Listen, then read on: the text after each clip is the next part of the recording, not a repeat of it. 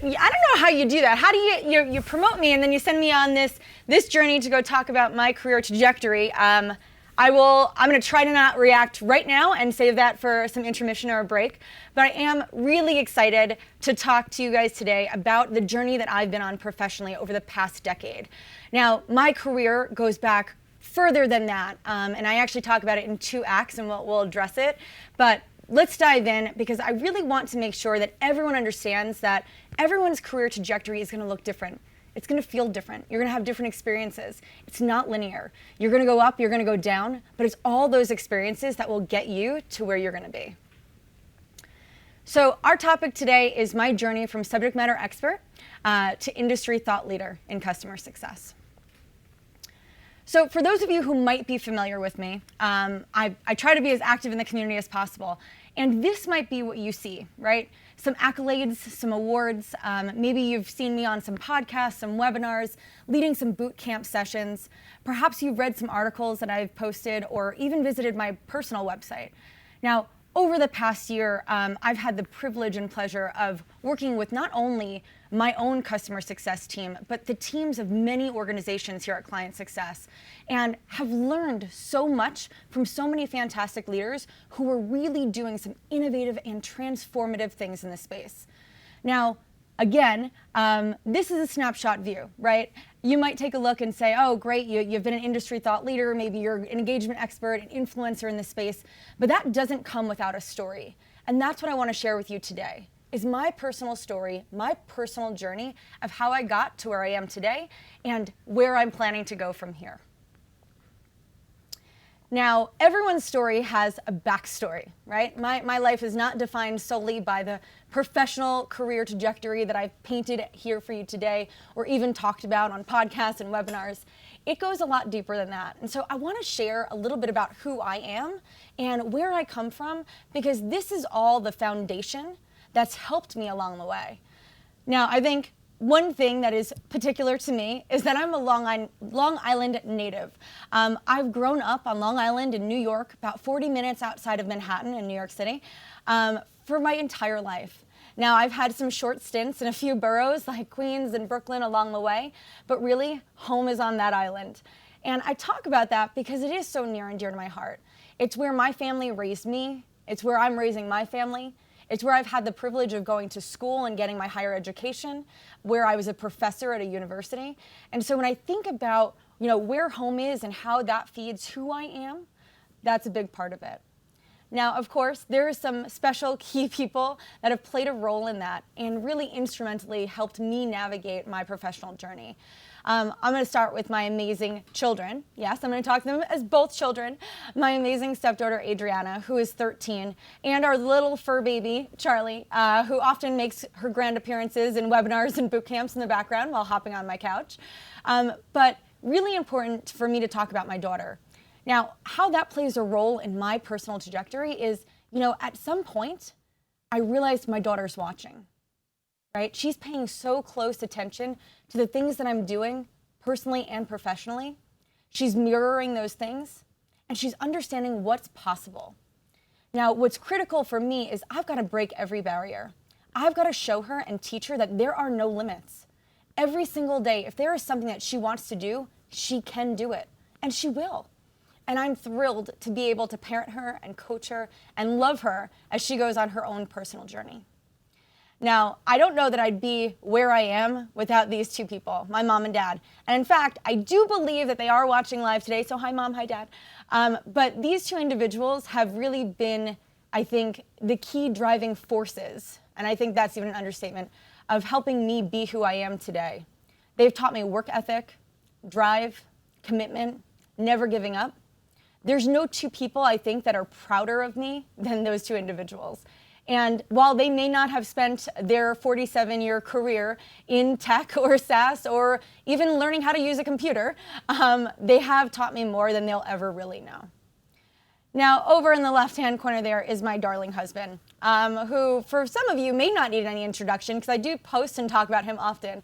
But Anthony has really been instrumental in helping me forge my way. One of the things that I think is key to everyone's success is having somebody or a network of somebodies who are going to help you, who are going to motivate you, encourage you, challenge you to think differently about things. And that is who my husband is to me. He is somebody who makes me believe that I am capable of bigger and better, and somebody who encourages me and celebrates me along the way. Now, of course, I come with other stories as well, and interests and friends and a wider circle of family and support. But two other things I like to talk about are my commitments to fitness. And so you will see there that picture of my husband and I is actually recently from last weekend as we were gearing up for a long multi-hour run. But then also my interest in fitness as an Orange Theory enthusiast. Now, I talk about those things because being into things like running or fitness are important for me because they teach me how to set goals, how to achieve goals, how to work towards those, how to work really hard and overcome challenging situations, how to set the right mindset, right? I can't tell you when I ran my first half marathon last year that there did come a point at, I think it was mile 11 and a half, where my mind really did want to give up. My body was sore, I was achy, and I didn't think I was going to be able to go on any longer. But understanding that I had a goal that I set, I established, I socialized, I knew I had to keep going. And so I talk about fitness a lot because I think that that really helps me establish who I am and drives me forward. So really super pumped to introduce a little bit more about my story. But again, my story wouldn't be much without these couple key points. So let me talk to you about my 20-year trajectory. You might be familiar with some of these brands and logos, maybe not, but it comes, with a journey and an arc that took me from companies like CMP Media to The Knot, which maybe some of you are familiar with if you've planned a wedding or your life nesting with your family. Cranes New York, which is a great publication. Bright Edge, where I started my SaaS career. So we'll talk about this for a second because my career is actually broken down into two acts. Act one is the first decade I spent in marketing. Right? I started doing publishing and online advertising and eventually transitioned into digital marketing and social media management, online acquisition. So everything from search engine optimization to paid advertising, affiliate marketing, and social were all parts of the work that I did. Now, if you would have asked me at that stage in my career, I would have told you, hands down, my goal, I'm gonna be a chief marketing officer. I'm gonna go be a chief digital officer. That was my journey, that was my path. And I was really excited about that. But what happened was, somewhere along the way, my career took a turn. And probably one of the best turns and transitions I could have ever imagined.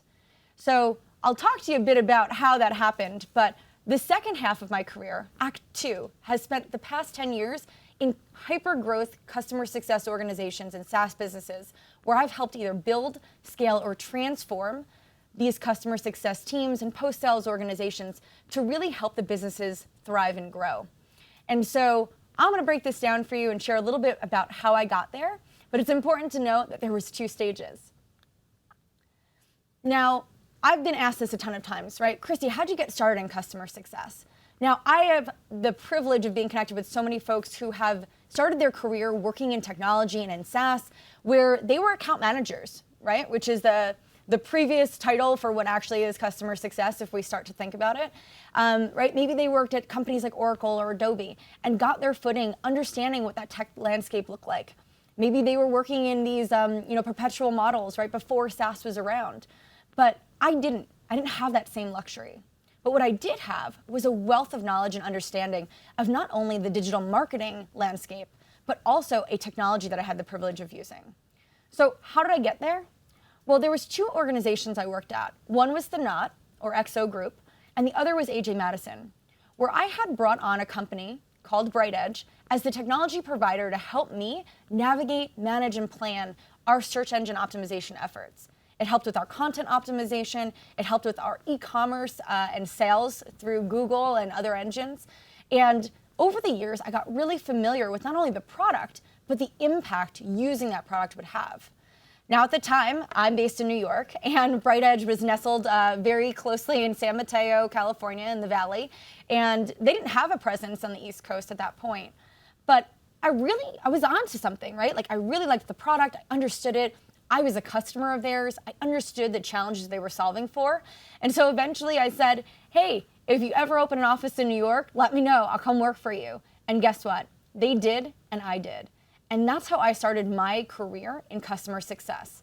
it was through the relationships, the conversations, and that practical application that I figured, you know what, I'm able to take what I know about digital marketing, specifically SEO, and the work that I was doing with the peers and companies and challenges I was overcoming, that I could be wildly successful there.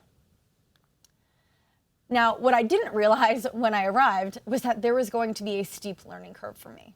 Now, mind you, I was in publishing, I worked in e-commerce, I did advertising, I did events for a while too, but I didn't know anything about this world of SaaS.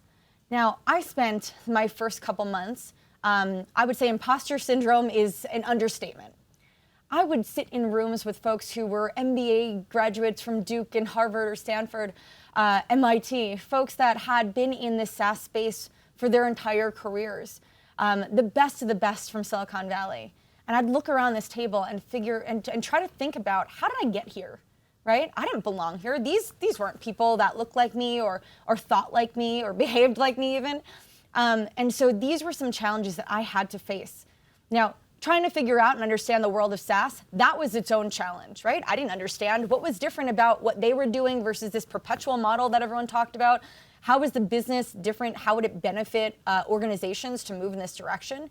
I didn't get that. I had to figure it out. Customer success was new. I was a marketer, right? I worked internally with teams. I guess my customers were other stakeholders in the business who needed me to market their products, their content. But customer success was new.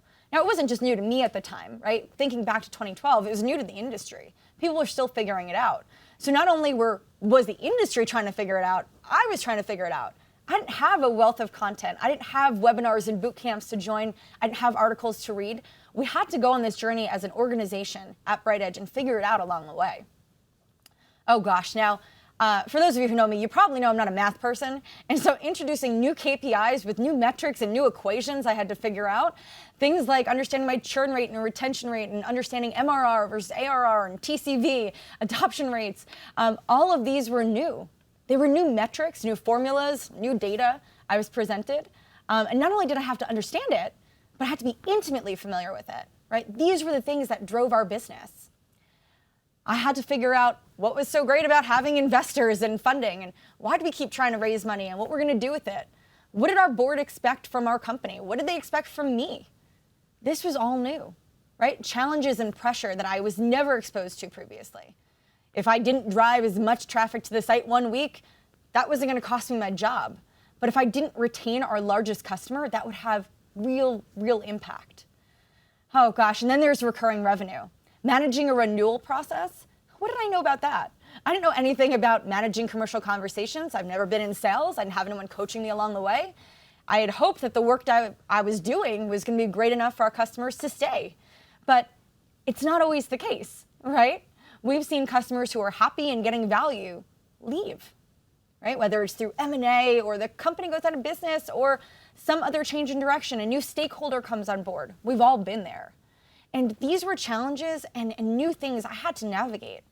I didn't come with experience. I didn't come with pedigree and degrees, and I wasn't well-traveled. And these were all insecurities that not only did I not know these things, but I had to deal with my own kind of demons in my head that were telling me I couldn't and convincing me that this was wrong and I should probably go figure out something else to go do.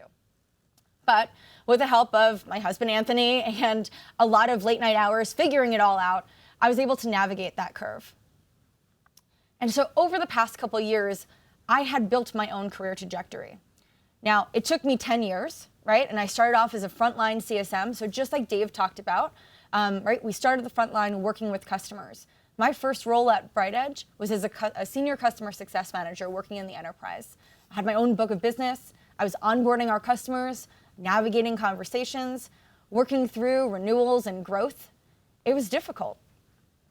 I then built my own career because I was vocal about it. Moved into a director role.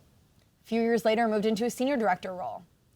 From there, I was able to build up a role that was unique and new, where I was a VP of customer success and practice development, helping solidify the practice of how we would execute customer success at BrightEdge, and got to lean into all of the different teams across all of our customer segments and the global business.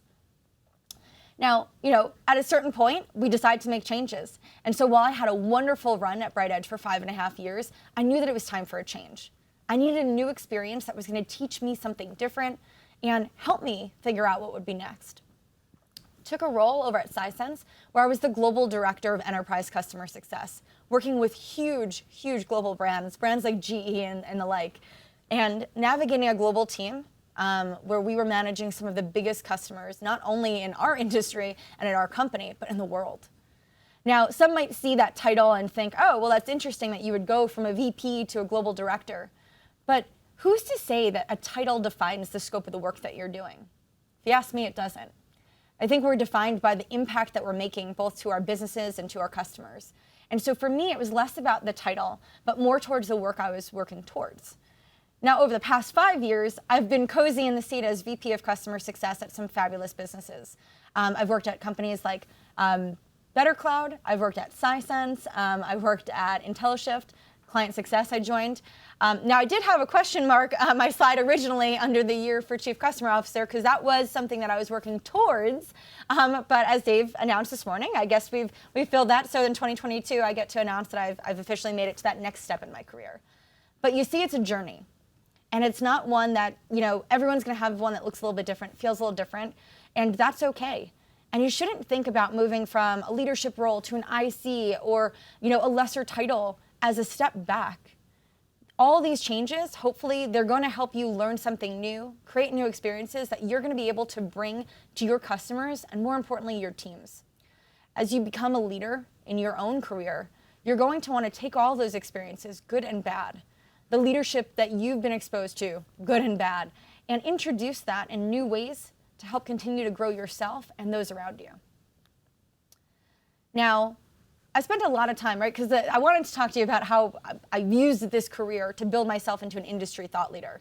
And so for those of you who I am connected with on LinkedIn, this might be a familiar picture or snapshot here. This is a picture of my LinkedIn page. Now, I talk about this because this is really how I started to build myself into an industry influencer. Now, I showed you a trajectory of 10 years. That came with a lot of learnings and probably more failures than successes, if I'm being very honest. But all of those came with stories and learnings and developed me into who I was. And so one of the things that I didn't have as I was entering into the world of customer success as that frontline CSM, I didn't have resources. I didn't have stories to compare myself to.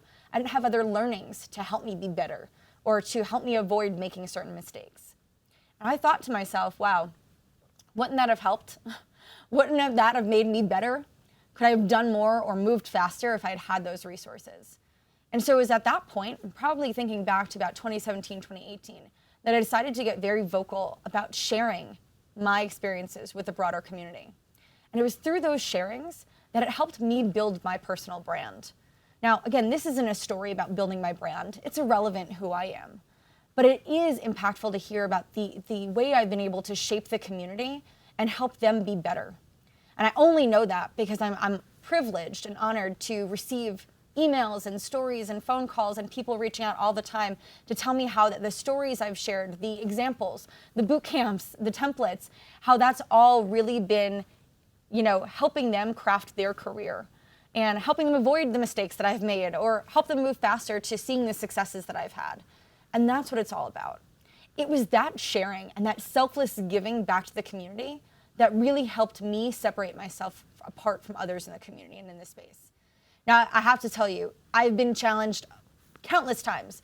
Kristi, how are you just giving away deck templates? How are you giving away all of your trade secrets of the things that you've done? To be very honest with you, so what? Who cares, right? Rising tides raise all boats. We're all better as a community if we're all doing better. If every single customer success professional can contribute more, drive more impact, and help everyone be more successful, as an industry as a whole, we're going to be better. We're going to do better. And so for me, it wasn't about, oh, it's my deck and I built it and I don't want to share it. I don't care. I give it to everybody. In fact, we do, right? We do these boot camps and we give away countless assets and materials to help make everyone better because we do believe that that's going to help us all. And so it was that mindset. It was this ability to let go and stop gatekeeping insights and learnings and experiences that helped me build my career trajectory, to increase my visibility, to raise my profile, to push me to be better.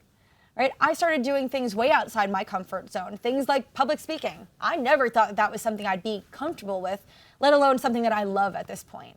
But because I've had the opportunities to go and share those stories, it's become natural. It's become a part of my day-to-day. And I love it so much. And hopefully that comes through the passion and enthusiasm in which I talk to the community as a whole often. So when you think about all of the content that you have, I think it's really important to think about how what you've learned is something worth sharing. Any story, any experience, any failure, any success is probably something that you can go and share with the broader community and start to help elevate yourself as a thought leader, right? Rely on those experiences. You don't need to be a leader. You don't have to have ever led a team to go out and share a story. And that's what people connect to, is those stories. Get good at storytelling. Help people understand what's possible. Help people understand what to avoid. These are all ways that I've been able to shape my career, and it was through that mindset shift of just giving that has really helped me separate myself, and hopefully something that we'll see more of you do in the community to help elevate and make everyone else better. Now, anyone who's attended any of my sessions knows that I love a good takeaway slide, and so this is that for you today. I want to give you a few things that I've learned that I think will help each of you as you're thinking through your career and what will help you propel yourself into the future. The first one, communicate your career ambitions early. If you're in a role today as a frontline CSM and you want to be a leader, make sure that you're telling your manager. Talk to your directors, talk to your VPs. Make sure that they understand what it is that you're working towards. Get clarity around what it will take for you to get to that next step. Those conversations will help you move further and faster than anything else.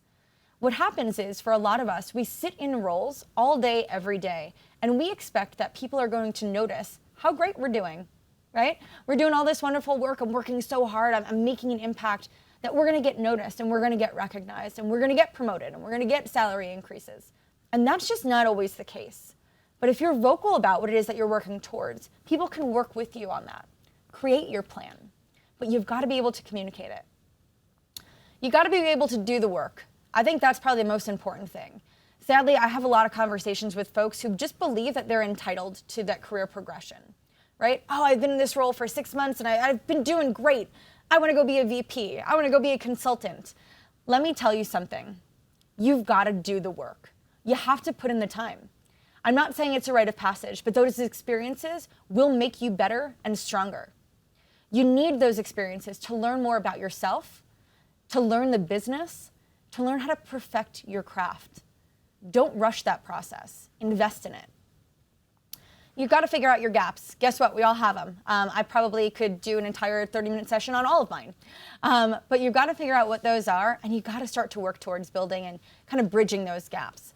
If it's, you know what, you're not great at math like me, maybe that's something you're focusing on. Maybe it's having business conversations or challenging conversations. Maybe it's commercial discussions. Figure out what the areas of opportunity are for you to improve as a leader and a professional and start to work on those. Work on them with your leaders, right? Start to put together a plan. Maybe invest in some coaching. Maybe enroll yourself in some training programs. Whatever it is, fill those gaps. You've got to spend the time to find the lesson in every setback.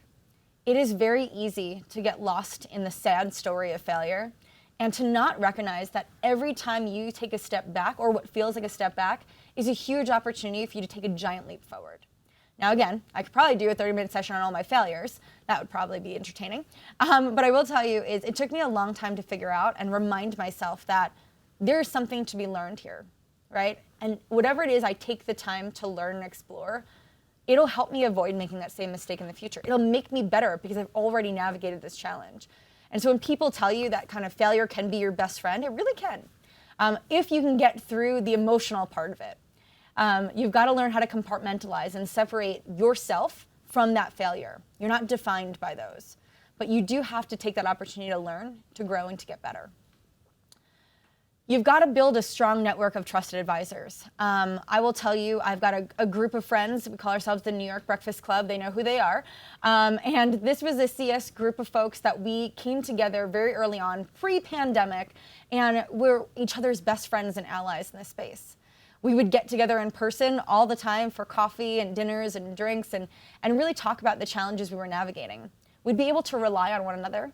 In fact, one of our friends from that group just announced that she's pregnant last night. And so super thrilled for her and her journey. But these are real relationships with real people who have helped me learn how to be better at the work I do, who have challenged me to think differently, who have pushed me, motivated, and supported me. That network is important. Go find yours. Now, you don't need a dozen people. They don't all need to be executives or VPs. They don't need to come from big companies. They're just folks that understand you. They understand your journey, what you're working towards, and are going to be there to help guide you along the way. And then lastly, find a strong leader. And I think that's more important than salary, especially if you're early in your career. Don't worry about trying to, set these high bars on all the compensation that you could potentially be making. Find yourself with a really strong leader and align yourself early to that individual. Be open to listening, to learning, to receiving coaching and feedback. Embrace that process. I will tell you that some of the leaders I've had in my lifetime have really, I think, molded me into who I am today. Some for better, some for worse. But you can learn a lot from good leaders. You can learn a lot from bad leaders. I always say every leader can teach you something. But find a strong leader. Find somebody with vision and clarity, somebody who you enjoy being around, somebody who inspires you. But that individual will have a tremendous impact on your long-term success. So find that person, seek them out. Make sure that as you're going through your interview process, that's something you're spending time around, because that will make or break you. So please invest in these areas. This is, again, I could probably do a ton of different points here, but I would say if I'm giving you lessons learned, these 6 are probably really critical to your success. And so what I'll leave you with is this. Find out what you like doing best and get someone to pay you for doing it. My last change from a company IntelliShift, where I was their VP of Customer Success, when I decided to leave that role, I did a lot of soul searching. And I had a lot of folks ask me, Kristi, why don't you go into consulting? Why don't you start your own business or go down that path? And it was something I considered and I thought of. But the reality of it is, what I loved doing best was serving the customer success community. I loved telling my story. I loved coaching people, getting people to think differently about how they were approaching their problems and challenges, helping them navigate solutions. I just wanted to talk about customer success. And so I was fortunate enough to come across a role and a company who not only embraced me, but my philosophy around customer success and pay me for doing it. And so hopefully, as you're navigating your own personal careers, you'll be inspired by something. You'll be inspired by some work that you've done or some work that you want to do. And you'll go explore an opportunity to pursue that as a career and a passion. And that will be the thing that changes your career trajectory over time. So without further ado, I'll close that off, and hopefully that you've taken something away that will inspire you to do something really great and bold in your career that will set you on your path. Thank you.